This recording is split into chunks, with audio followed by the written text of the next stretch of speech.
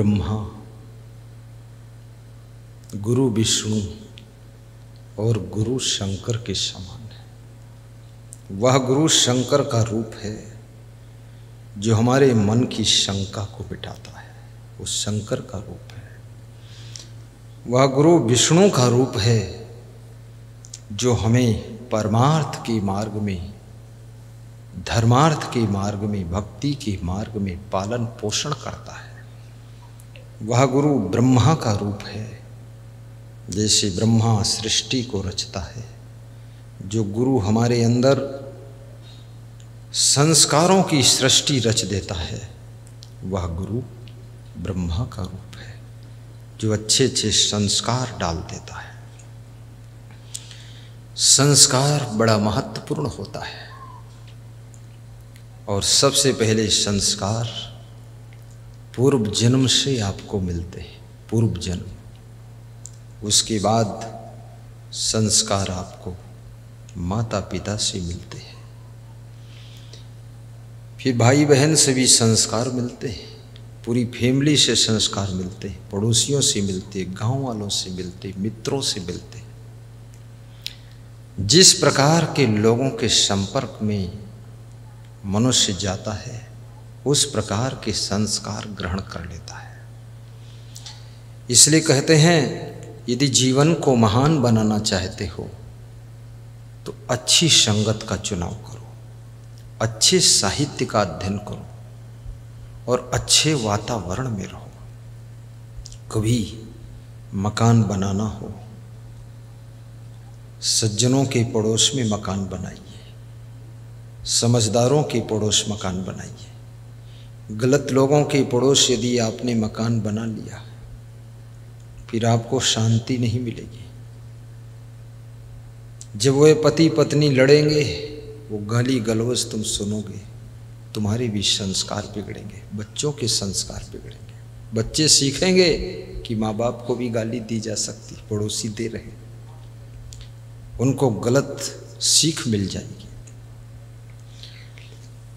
गुजरात में जो कॉलोनी होती है उनको सोसाइटी कहते हैं। कोई मोबाइल ना चलाए, क्षमा करें, गुजरात में सोसाइटी कहते हैं। तो लोग कहते हैं कि मेरा ऐसी सोसाइटी में मकान है, ए क्लास की सोसाइटी है। तो मैंने पूछा ए क्लास क्या होता है? बोले जहाँ सब संस्कारी लोग रहते हैं। तो मैंने कहा सोसाइटी का नाम क्या है?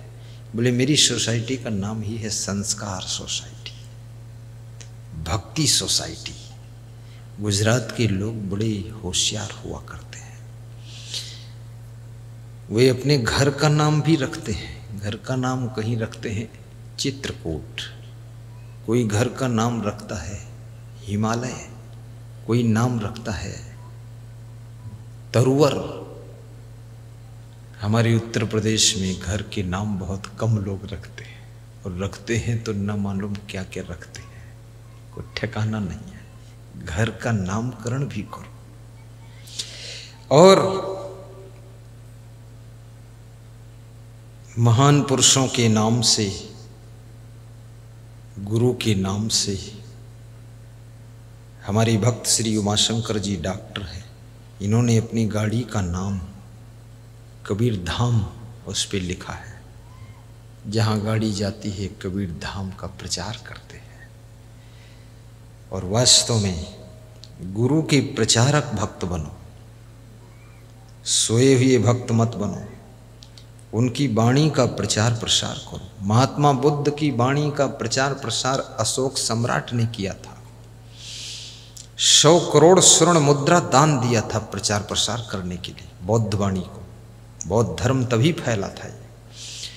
और अपने बेटे महेंद्र सिंह को और संघमित्रा को विदेशों में, थाईलैंड में और चीन में बौद्ध धर्म फैलाने के लिए भेजा था। जब कोई अशोक सम्राट का बेटा और बेटी बुद्धिमान थे, वो लोग राजपुत्र और राजघर की राजकुमारी प्रचार में जब उतर गए तो उनकी वाणी में भी बड़ा आकर्षण था। राजे के घर से आए हैं लोग, बहुत सुनते थे उनको। बौद्ध धर्म फैल गया। तो ऐसे गुरुदेव के प्रचारक भक्त बनो। उनकी वाणी जितने ज़्यादा से ज़्यादा लोगों तक पहुँचेगी, सबको सुख सुकून शांति मिलेगी, संस्कार मिलेंगे, जीवन जीने का ढंग मिलेगा। अपने घर में एक छोटा सा गोलक बनाइए, दान डिब्बा बनाइए, ज्ञान का प्रचार प्रसार करने के लिए, गुरुदेव की सेवा के लिए, धर्म की रक्षा के लिए। उसमें सवेरे जब पूजा कीजिए तो उस डब्बे में इच्छा अनुसार दान डालिए। 10 रुपये, 100 रुपये, 50 रुपये, 200 रुपये, 1000 रुपये, 500 रुपये, जितना तुम्हारी क्षमता हो, और वो राशि गुरुवाणी के प्रचार प्रसार में खर्च कीजिए। एक घड़ी आधी घड़ी, आधी में पुनियाद, तुलसी संगत साधु की, कटे कोटि अपराध। गुरु ब्रह्मा गुरु विष्णु हैं, गुरुवर है महादेव। गुरु को ब्रह्मा का स्थान दिया है विश्राम सागर में, विष्णु का स्थान दिया है, सृष्टि के पालनहार विष्णु भगवान को कहा गया है। गुरु धर्म के क्षेत्र में, कल्याण के मार्ग में हमारा पालन पोषण करते हैं, ज्ञान के माध्यम से हमको भक्ति के पथ पर चलने के लिए शक्ति देते हैं, कमजोर नहीं होने देते हैं। गुरु हमारे संरक्षक हैं, विष्णु भगवान की तरह है। और विष्णु का अर्थ ये भी होता है, विष्णु का मतलब होता है जिसमें कोई व्यसन नहीं है, वो विष्णु हो, वही वैष्णव है। जो हमको व्यसन मुक्त करते हैं, आदतों से मुक्त करते हैं, अपने सत्संग के प्रभाव से हमारी गलत आदतों को छुड़ाते हैं। ऐसे गुरुदेव वैष्णव हैं, और वैष्णव हैं इसलिए विष्णु हैं, और हमको व्यसन मुक्त बनाते हैं। ऐसे विष्णु भगवान के रूप गुरुदेव को हम बारंबार नमन करते हैं, उनके चरणों में दंडवत करते हैं। गुरु को शंकर का रूप दिया गया। शंकर के पास में 3 नेत्र बताए गए। तीसरा नेत्र खोलते हैं तो सब भस्म हो जाता है। गुरुदेव भी तुम्हारा तीसरा नेत्र खोलते हैं, जिसको ज्ञान का नेत्र कहते हैं। और ज्ञान की आंख खोलते ही तुम्हारी जिंदगी की सारी बुराइयां भस्म हो जाती हैं। इसलिए गुरु शंकर का रूप भी है। और गुरु परब्रह्म भी है, जो माया मोह से तुमको पार करते हैं, श्रेष्ठता को उपलब्ध कराते हैं। इसलिए उनको परब्रह्म का स्थान दिया। और दीनों का दुख हरने वाले हैं, मन के दुख को हर लेते हैं। ऐसा उनका सत्संग समझ बूझ आ जाती है, शांति आ जाती है, जिससे कि हमारा दुख दूर होता है। गुरु की शरण, हर व्यक्ति को किसी की शरण में रहना पड़ता है। दुनिया में कुछ भी आप करते हैं, किसी की सवार्डिनेट बनना पड़ता है।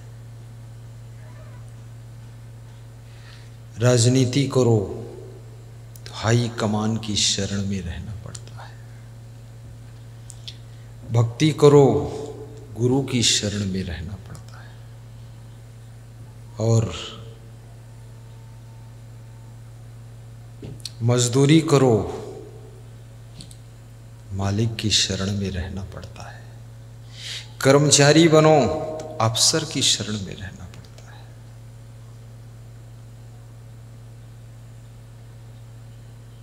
शरण तो है, लेकिन किसको किसकी शरण मिलती है, ये बात बहुत सोचनी है। शरण भी किसकी मिली है। पशु पक्षियों का भी भाग्य होता है।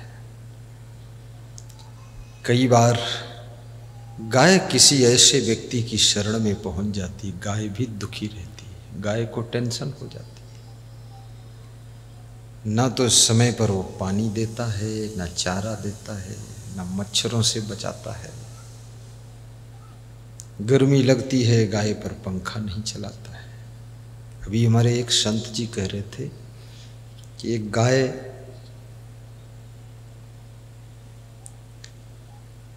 किसी गरीब के द्वार पर बंधी हुई थी।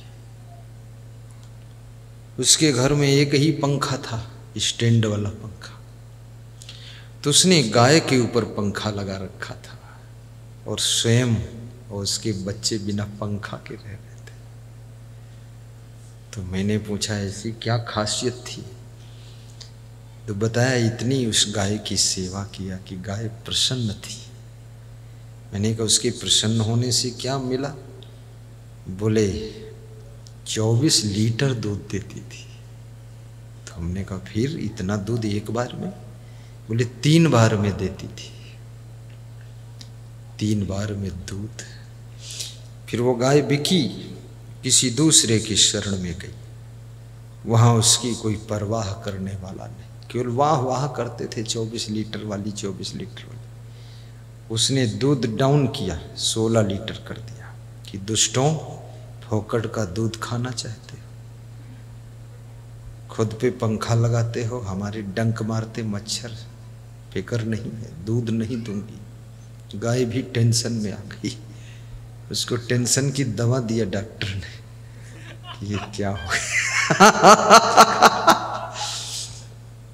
गलत व्यक्ति की शरण में पहुंच गई। ऐसे तुम संत बनते हो, शिष्य बनते हो, गलत गुरु की शरण में पहुंच गए अगर, तो वहां ना तो तुम्हें नाश्ता मिलेगा, ना ओढ़ने को रजाई कंबल मिलेगा, ना तो कुछ व्यवस्था मिलेगी, ना तो साबुन वाबुन मिलेगा।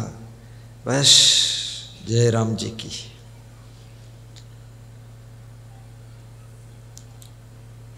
न तो ज्ञान मिलेगा, ना कोई नियम होगा, न संयम होगा, न सफाई होगी, सब डीह डाला। एक शिष्य कह रहा था कि हमारे गुरु बड़े अजीब हैं। तो हमने कहा क्या अजीब है? बोले 35 साल से हम उनके साथ हैं मन,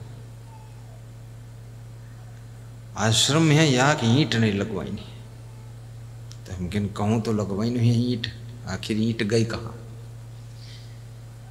तो इतना तंग हो गया है, का करी हम? तो हम गुरु बदल दो, कहीं न बुढ़ापे में कोई चलो न बनाई हमका, अब हम वहीं परे रही, का करी? कहा बदली गुरु? काला न ज्ञान, न ध्यान, न सत्संग, न कोई सलाह पाती, सब उल्लुल जुलुल काम। फिर वो हमारे यहाँ आए तो देखा, बोले आपके यहाँ तो आपके गुरु ने बड़ा अच्छा कर दिया, और वास्तव में मुझे बहुत अच्छे गुरु मिले।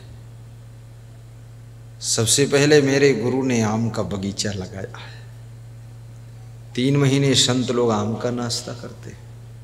गुरु ने गौशाला बनाई, संत और भक्त सब दूध की सेवा हो जाती है। फिर मेरे गुरु ने सब व्यवस्था कर दी। यहाँ जितनी व्यवस्था है मैंने नहीं किया है, सच बताता हूँ। यह तो मेरे गुरु ने किया है, यह हमारे शिष्यों ने किया है, सिर्फ हमने नहीं किया है। हमने दोनों की व्यवस्था का आनंद लिया है, बहुत सुखी रहा हो, भाग्य ऐसा था, क्या करें हम, करना ही नहीं पड़ा।